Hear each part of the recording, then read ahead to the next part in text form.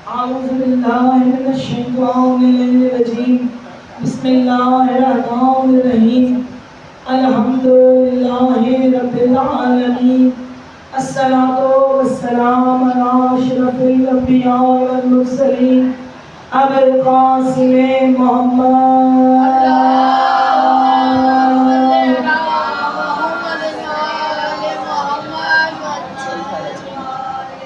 خاتمين النبيين وآل الطيبين الطاهرين المعصومين أما بعد فقد قال الله في كتابه المبين وهو أصدق الصادقين إلى الدين عند الله الإسلام بسم الله الرحمن الرحيم إن الحسين مصباح الهدى وسفينة النجاة صلوات سبحان الله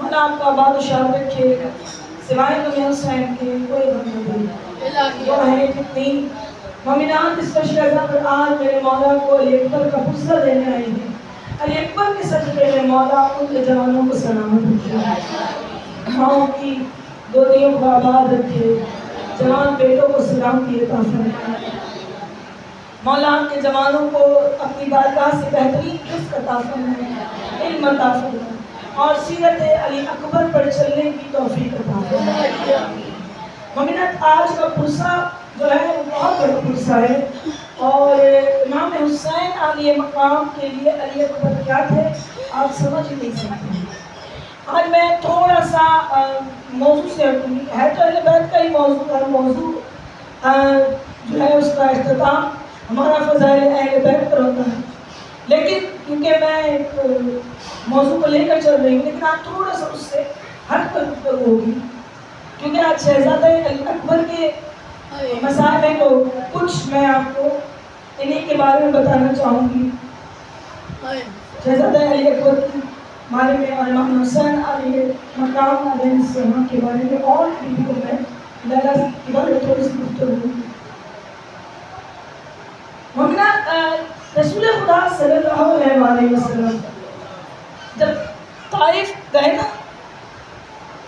اپنی تبلیغ دین کے لیے آپ نے سنا ہوگا پہلے دن جب نبی کریم گئے طائف مکہ سے ہی کچھ دور ایک وادی ہے اور بڑی سرسبز وادی ہے جب مکے کے لوگ گرمی سے گھبرا جاتے تھے اور زیادہ شدت تو وہاں جایا کرتے تھے بڑی سرسبز وادی تھی اور ٹھنڈا موسم ہوتا وہاں نبی کریم دین اسلام کی تبلیغ کے لیے جب گئے تو ان لوگوں نے نبی کریم صلی اللہ علیہ وسلم کو اپنے معلوم نے اتنے پتھر مارے تھے کہ نبی کریم صلی اللہ علیہ وسلم لہو لہو ہو گئے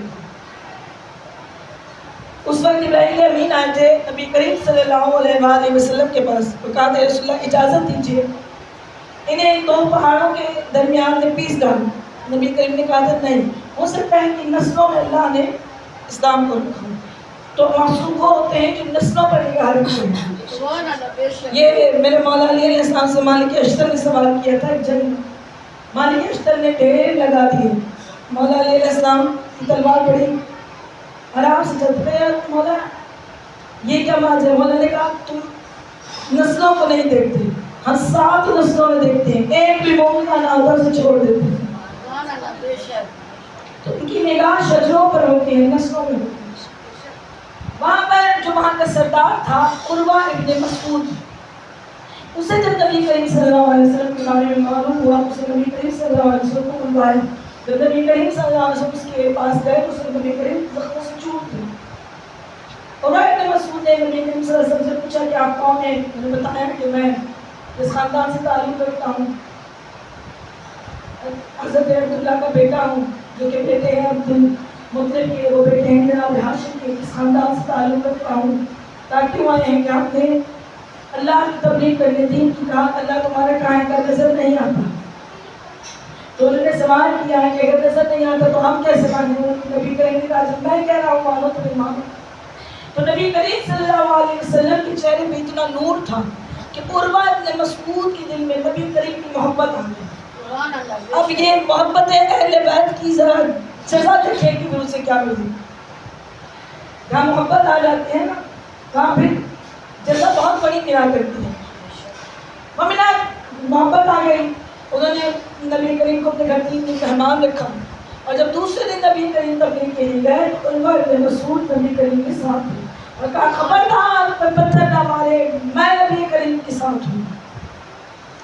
اس وقت عرب کے لوگ جب کسی کو تانا دیا کرتے تھے تو اپنی داڑھی پہ ہاتھ رکھا کرتے تھے، اگر کسی کو تہمت لگانی ہوتی تھی تو سامنے والی داڑھی پہ ہاتھ رکھا کرتے تھے۔ ایک کافر نے نبی کریم صلی اللہ علیہ وسلم کی داڑھی پہ ہاتھ ڈالنا چاہا تو عروہ بن مسعود نے کہا خبردار اپنا ہاتھ وہی روک لے ورنہ تیرا ہاتھ ایک کاٹ دوں گا۔ محمد کی داڑھی پہ ہاتھ رکھا نبی کریم صلی اللہ علیہ وسلم 3 دن چلے گئے۔ اب عروہ بن مسعود جو ہے ان کا شمار صلح حدیبیہ کی سازش کے طور پر رہا۔ کافروں کو جب کوئی مسئلہ ہوتا تو انہیں کہا کرتے تھے، بیچ میں ڈالا کرتے تھے، دونوں طرف سے نبی کریم سے بے انتہا محبت کیا کرتے تھے۔ انہیں اللہ نے 2 بیٹے عطا کیے، ایک کا نام تھا ابو عبیدہ اور ایک کا نام تھا ابو برہ۔ ابو عبیدہ کے بیٹے تھے سرکار مختار ثقفی،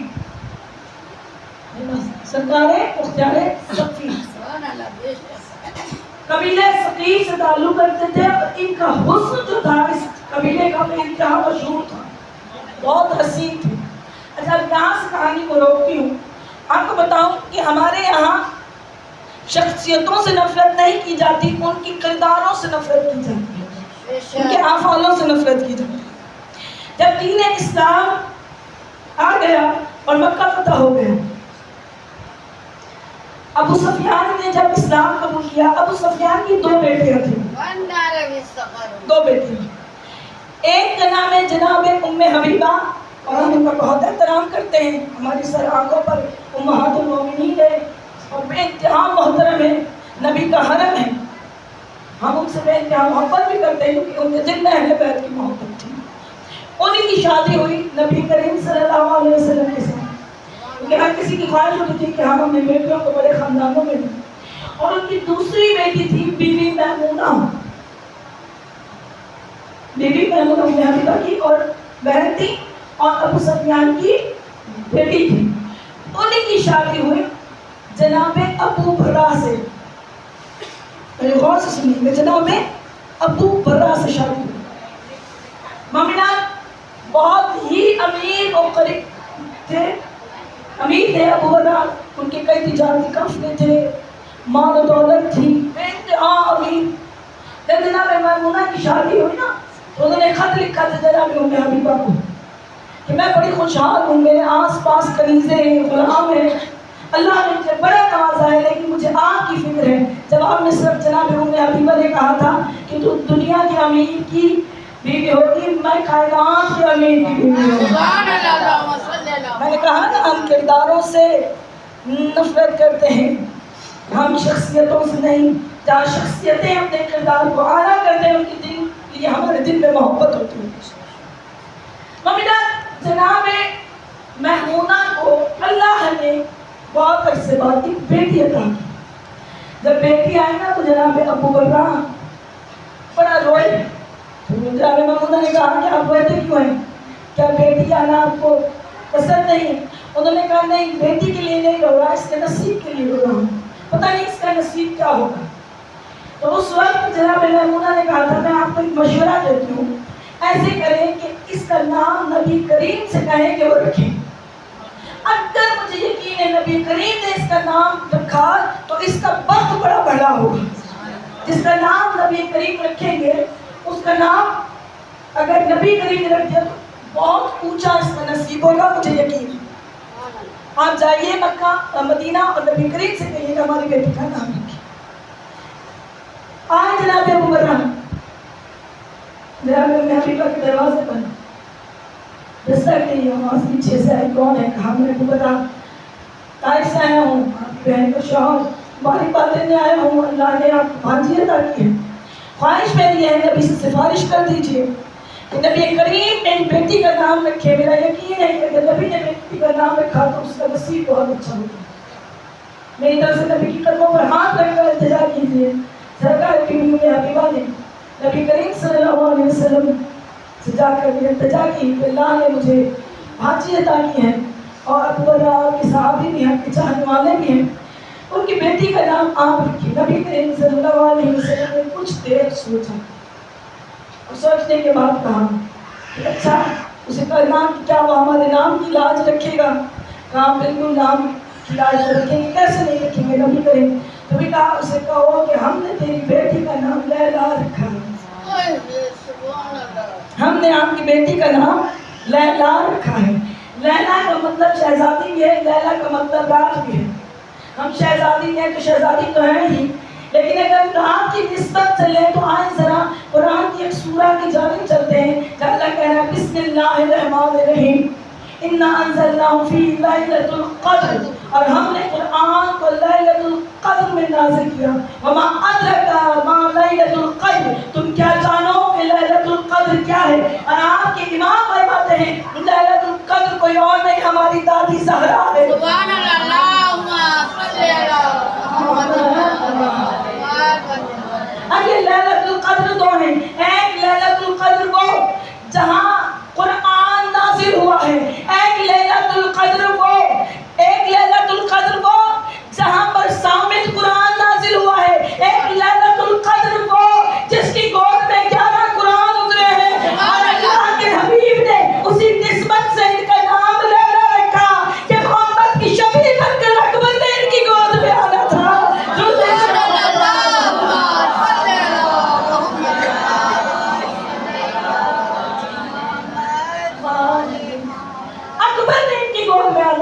ایسے ہی نام لیلا نہیں رکھ لیا، لیلا وہ ہوتی ہے، رات وہ ہوتی ہے جب آسمان پر 14ویں کا چاند چمکتا ہے، 14ویں کا چاند بن کر اکبر نے جس لیلا کی گود میں اترنا تھا۔ سبحان اللہ، سبحان اللہ، اللہم صلی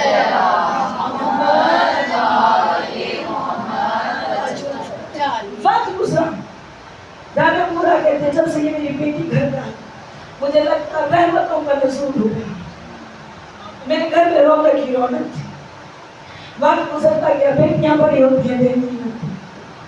ایک میری زوجہ نے مجھ سے کہا کہ تم باپ ہو تو میں بتانا چاہتی ہوں تمہاری بیٹی جوان ہے، اب اپنے خاندان میں کوئی اچھا رشتہ ڈھونڈو۔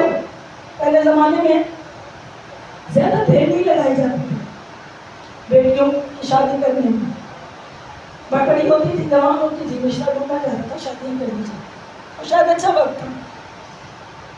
مامی نے کہا کہ آپ رشتہ ڈھونڈیے، جناب ابو بڑا سوچنا پڑا، کہا کس سوچ میں؟ کہا سوچ رہا ہوں جس کا نام نبی کریم صلی اللہ علیہ وسلم نے رکھا ہے، اور نبی کہتے ہیں کم از کم رشتہ ڈھونڈتے ہوئے کف دیکھنا، کف دیکھنا۔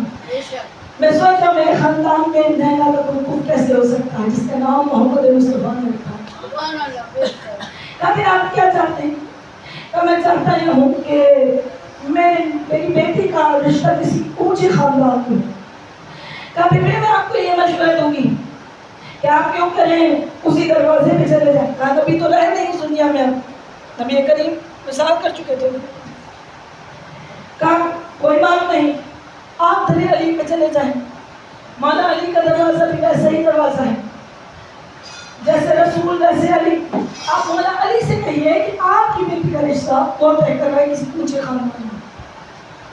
سرکار ابو بکر جو ہے وہ دوبارہ آئے، جناب ابو حبیبہ حیات ہے، انہوں نے آ کر التجا کی کہ میری بیٹی اب جوان ہوگی، خواہش ہے کہ جس طرح نبی نے کا نام رکھا تھا میری بیٹی کی شادی کسی اونچے خاندان کی، کیونکہ نبی نے نام رکھا ہے کوئی اعلیٰ خاندان ہو، کف ہو، جہاں میری بیٹی خوش رہے۔ جناب ابو حبیبہ نے کہا بہت اچھے وقت پر آئی ہوں، کہا میں چاہتا ہوں اونچا خاندان۔ کہا آپ فکر نہ کرو، جو میں سوچ رہی ہوں اگر ایسا ہو جاتا ہے تو تیری بیٹی کا نصیب بہت بڑا ہو جائے گا۔ ٹھہرو میں چادر لے کر آتی ہوں، برقع پہنا، کہا چلو دلیل پہ آتے ہیں۔ اس دروازے پہ آئے جہاں پر آیت تطہیر کی تلاوت نبی جہاں نبی بغیر اجازت کی کبھی آیا نہیں کرتے تھے۔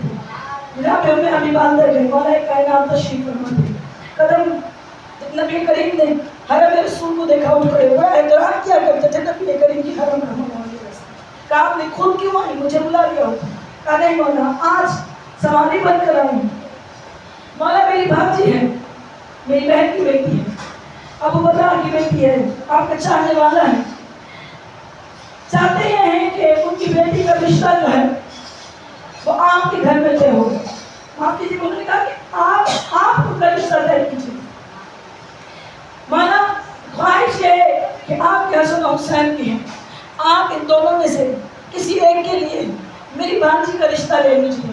مولا علی نے فرمایا کہ کیا نام ہے اس کا؟ کہا نبی کریم کا نام رکھا تھا لیلا۔ مولا نے کچھ دیر سوچا، کہا ہمیں رشتہ منظور ہے، میں نے حسین کے لیے لیلا کا رشتہ قبول کیا۔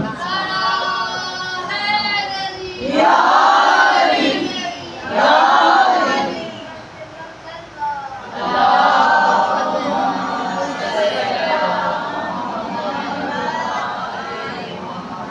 میں نے لیلا کے لیے حسین کا رشتہ قبول کیا۔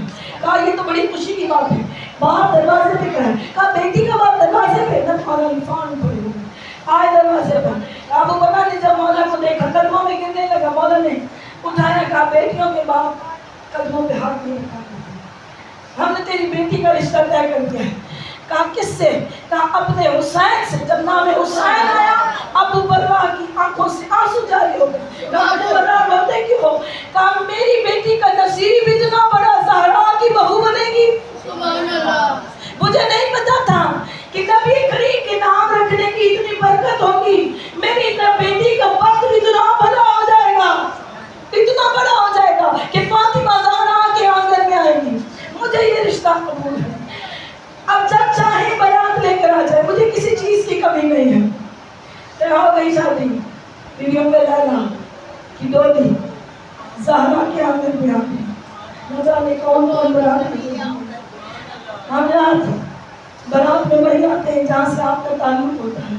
حسین کا تعلق عرشوں سے تھا، عرشوں سے بارہ سے ملائکہ بھی آئے ہوں گے، حوریں بھی آئے ہوں گے، جن کے لباس جنت سے آتے تھے، جن کے دروازے پہ ملائکہ آتے تھے، ضرور باراتی بن کر بھی ملائکہ گئے ہوں گے۔ امینات جناب ام لیلا دلہن بن کر جب آنگن فاطمہ زہرا میں آئی، جس مسند پر بٹھانا تھا وہاں تک جناب زہرا، وہاں تک کلیزوں نے ہاتھ رکھے، ام لیلا چلتی ہوئی اپنی مسند تک آئی اور بیٹھ گئی۔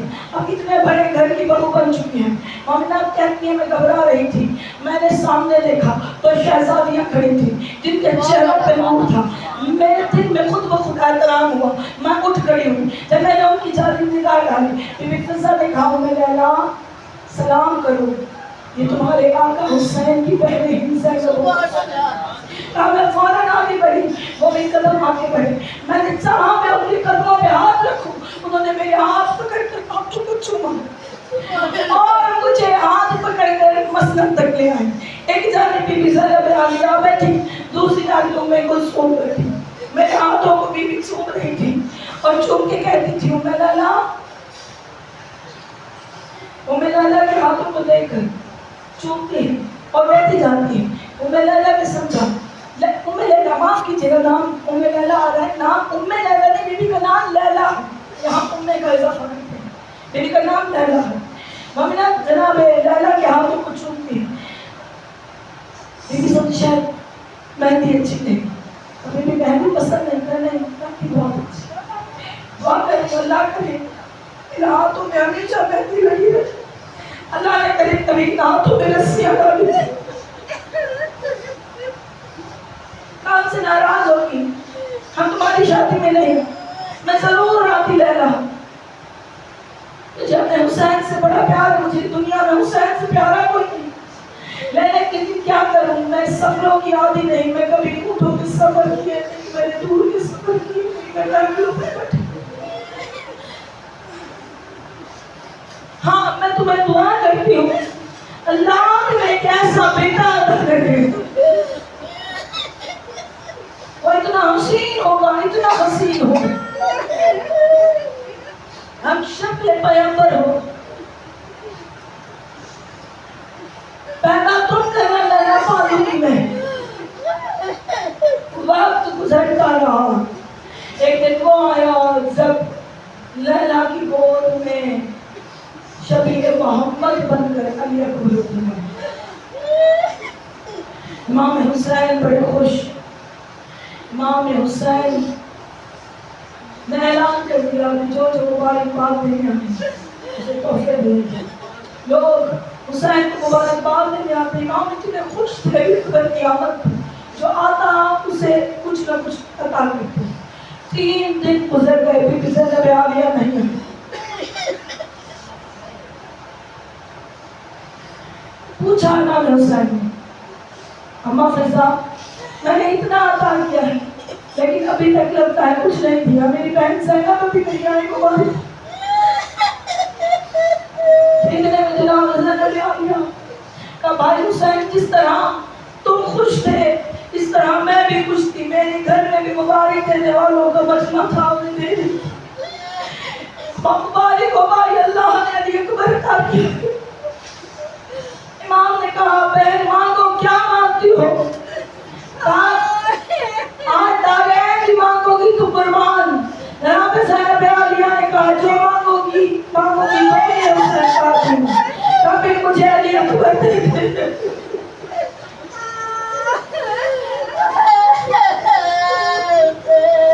مجھے علی اکبر دے.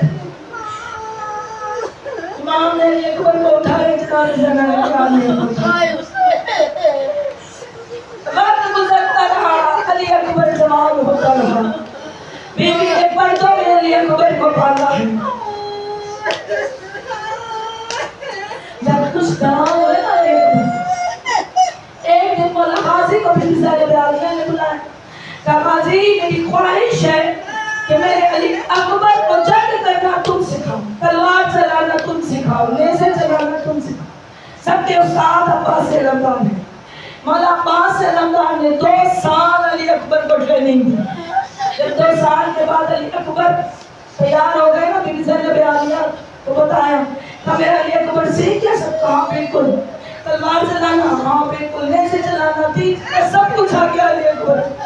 کہا پھر عباس میں چاہتی ہوں علی اکبر کی جنگ دیکھیں.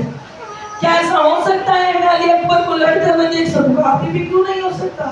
کراؤ انتظام. مومنات شامیانے لگ گئے, میدان تیار کیا گیا, پردے کروائے گئے. علامتی جنگ ہوتی ہے جو مشقی جنگ ہوتی ہے ایسے. مومنات کرسیاں لگائی گئی.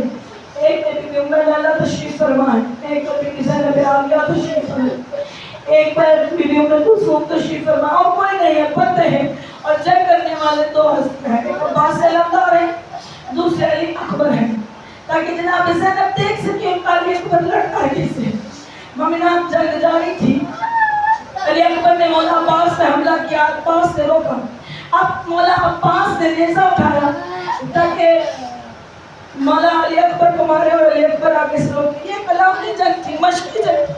مولا عباس علمدار نے نیزہ دیا اور دوڑتے ہوئے مولا جا رہے تھے کہ میں یوں ماروں گا, اکبر آگے سے دھاول کو کریں گے. مومنات جیسے ہی نیزہ عباس علمدار لے کر علی اکبر کی طرف بڑھے نا, یہاں تک نیزہ آیا, نیزے کی علی کو دیکھ کر جناب زینب عالیہ نے رو کے کہا عباس آگے علی اکبر کا سینہ ہے. وہی زینب عالیہ کش کر گئی. ارے بیوی آپ یہ برداشت نہ کر سکی. 10 محرم کو جب اکبر کو بچی لگی اپنی کیسے برداشت کری. ارے جب علی اکبر کو بچی لگی, علی اکبر کا کلیجہ باہر آ گیا. قربانی بھی آپ کی عظمت ہو گئے. ہاں مومنان, آج اسی علی اکبر کا تابوت ہے. وہ اکبر جو حسین کو بڑے پیارے ہیں, بیٹے بڑے پیارے ہوتے ہیں, بھائی بڑے پیارے ہوتے ہیں. ارے کیا تھے علی اکبر حسین کے لیے. روایتوں میں علی اکبر کے شہادت نے حسین پہ 3 اثر کیے. پہلا اثر کیا تھا؟ پہلا اثر کیا تھا؟ مومنات امام حسین علی اکبر کی لاش پہ جب پہنچے ہیں نا, 70 مرتبہ گرے ہیں, 70 مرتبہ, 69 مرتبہ اٹھے ہیں, 70 مرتبہ حسین نہیں پائے. رو کے کہتے تھے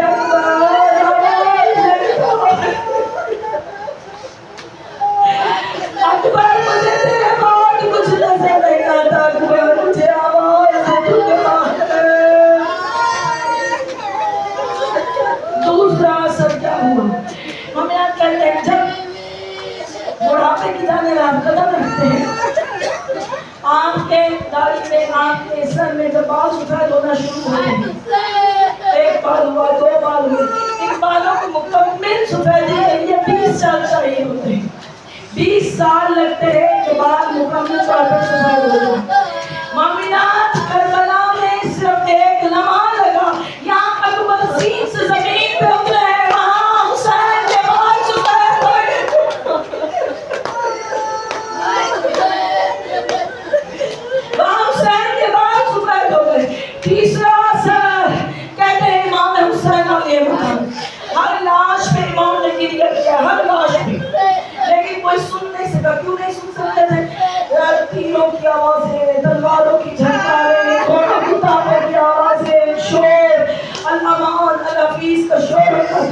کوئی حسین کو روتے ہوئے نہیں سن سکتا تھا.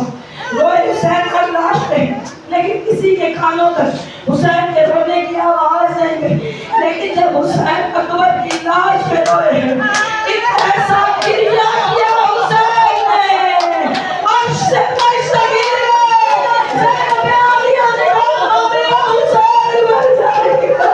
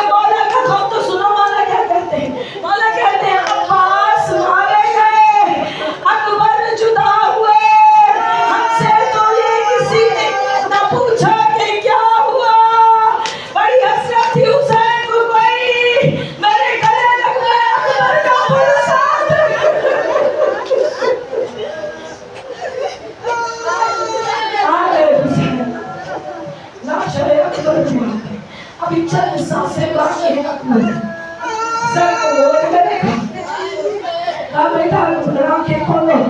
اکبر نے آنکھیں کھولی ہے. بابا کے چہرے کو دیکھا. اکبر بہت درد ہے. تو نہیں بابا. اکبر سینے سے ہاتھ نہیں اٹھاتا. بابا ظالم نے بچی ماری. ماں کی بات نے سنا ہے حسین بڑا صابر ہے. آج دیکھتے ہیں زبان لیتے کہ کلیجے سے بچی کیسے نکالتا. آج یہ کام تھا. آج یہ کام تھا. مٹکا وہاں سے گئے. دادا ابراہیم دادا اسماعیل آئیے آج حسین کا صبر بھی دیکھ لیجئے. حسین نے آنکھوں میں پٹی نہیں باندھی. اور ایک مرتبہ حسین کو بچی نے ہاتھ ڈالا. بچی نے ہاتھ ڈالنے کے بعد ایک مرتبہ آسمان کی طرف رخ کر کے کہا بابا علی مشکل کشا مشکل کشا مشکل کشا بابا میری مدد کیجیے. حسین کا بڑا امتحان ہے بابا. کاندھے پہ تو ہاتھ ہے. کہا حسین فکر نہ کر تیری ماں آ گئی. تو اکبر سوال تجھے سوال.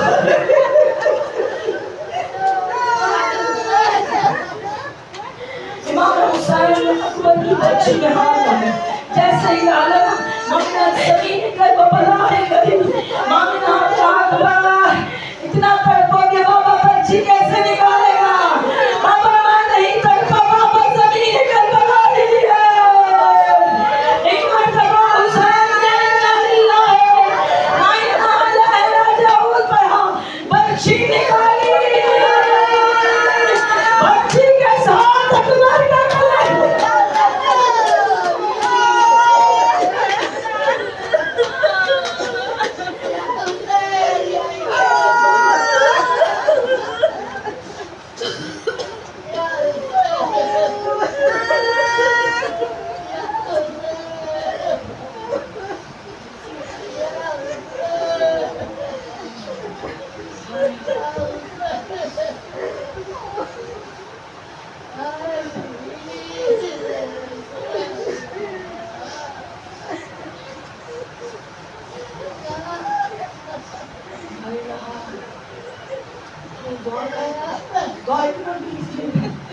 اکبر کا غصہ دیکھتے. ایک آخری روایت آپ کو سناؤں یہاں مومنوں کے لیے. آج اکبر کو رو رہے ہو نا بلکہ کہتے ہیں عالم نے شہزادہ علی اکبر کے مسائل پڑھے. مسائل پڑھ رہے تھے. انہوں نے امام حسین کو دیکھا امام حسین کے ہاتھ میں رومال ہے. انہوں نے آنسو صاف کیا اور ان کے سینے پہ وہ رومال رکھ دیا. وہ بچ کر گئے. جب بوجھ میں ان کے سینے پہ وہ رومال تھا.